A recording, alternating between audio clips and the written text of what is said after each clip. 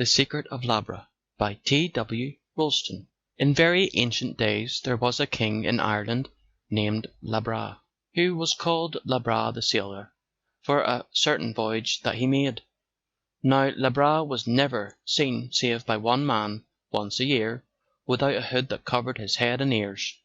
But once a year it was his habit to let his hair be cropped, and the person to do this was chosen by lot, for the king was accustomed to put to death instantly the man who had cropped him. And so it happened that on a certain year the lot fell on a young man who was the only son of a poor widow who dwelt near by the palace of the king.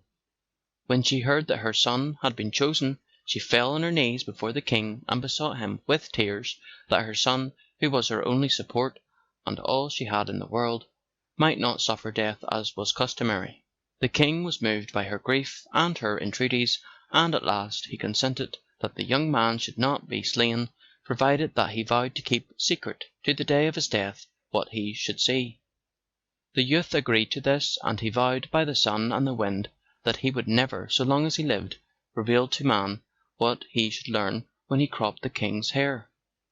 So he did what was appointed for him and went home.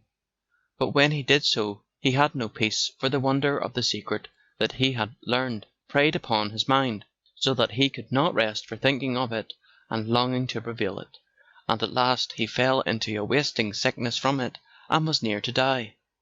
Then there was brought to see him a wise druid, who was skilled in all maladies of the mind and body.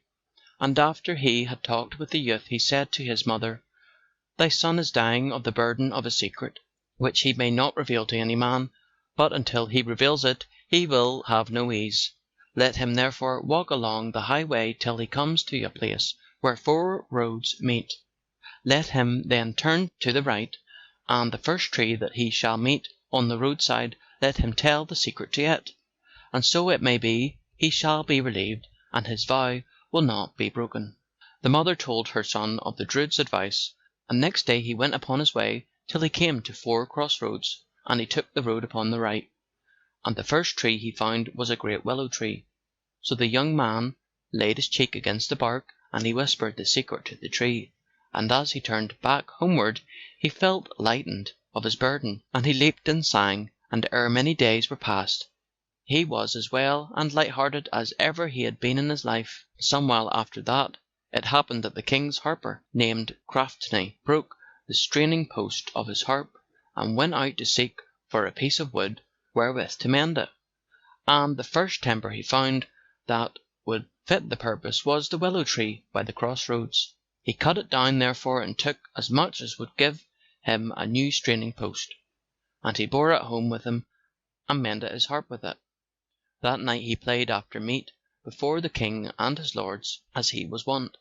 But whatever he played and sang, the folk that listened to him seemed to hear only one thing: 2 horses' ears hath Labra the sailor. Then the king plucked off his hood, and after that he made no secret of his ears, and none suffered on account of them thenceforward.